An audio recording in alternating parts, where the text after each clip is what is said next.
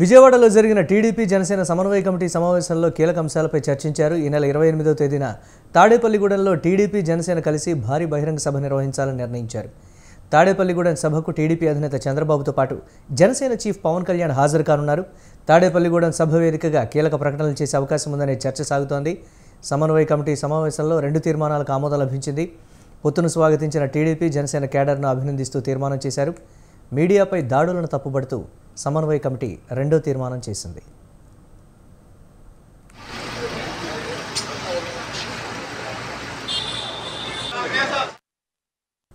రెండు పార్టీల ఆధ్వర్యంలో ఈ నెల 28వ తేదీన ఉమ్మడి సభ ఉంటుందన్నారు టీడీపీ ఏపీ అధ్యక్షుడు అచ్చెన్నాయుడు. ఉమ్మడి మేనిఫెస్టోపై తుది కసరత్తు జరుగుతోందన్నారు. ఏ స్థానాల్లో ఏ పార్టీలు పోటీ చేయాలనేది చంద్రబాబు జనసేన అధినేతలే నిర్ణయం తీసుకుంటారని స్పష్టం చేశారు. టీడీపీ జనసేన మధ్య వైసీపీ తగులు పెట్టే ప్రయత్నం చేస్తోందని మండిపడ్డారు.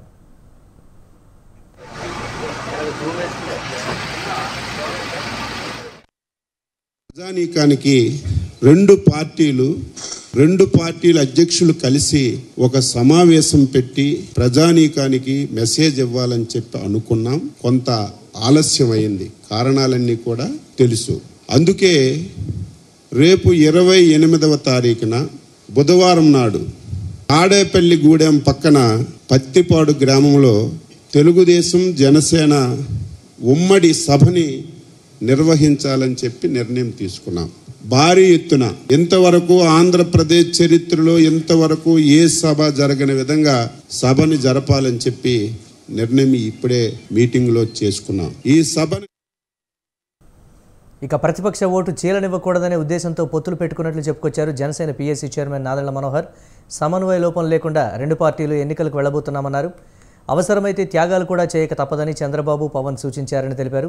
బై బై వైసీపీ అనేది ఓ నినాదంగా మారాలన్న నాదెండ్ల 2 నెలల్లో వైసీపీ నుంచి విముక్తి లభించాలన్నారు. ఈ భారీ బహిరంగ సభ ఒక అద్భుతమైన సభగా ఖచ్చితంగా రాష్ట్ర ప్రజలకి ఎన్నికలకి శంఖారావంగా చేయబోయే కార్యక్రమాలు ఏ విధంగా సిద్ధమవుతున్న దానిపైన వివరించుకుంటూ ప్రజలకి ఇంకా అంకిత భావంతో పనిచేయడానికి మరొకసారి ఒక చక్కటి సభ ఏర్పాటు చేయాలని నిర్ణయించుకున్నాం. ప్రతి ఒక్కరు కూడా ఇది ఒక బాధ్యతగా ఇరు పార్టీల నాయకులు క్షేత్రస్థాయిలో, జిల్లా స్థాయిలో, నియోజకవర్గ స్థాయిలో, మండల స్థాయిలో, అదేదో కేవలం ఉభయ గోదావరి జిల్లాలకి సంబంధించిన సభనే కాదు, రాష్ట్ర వ్యాప్తంగా నాయకులందరినీ కూడా ఆహ్వానిస్తాం. అద్భుతమైన ఏర్పాట్లు చేస్తాం. కనీ విని ఎరిగిన రీతిలో ఒక మంచి రాజకీయ సభను ఏర్పాటు చేసి ఈ విధంగా మన భవిష్యత్తు ఉండబోతుంది అనేది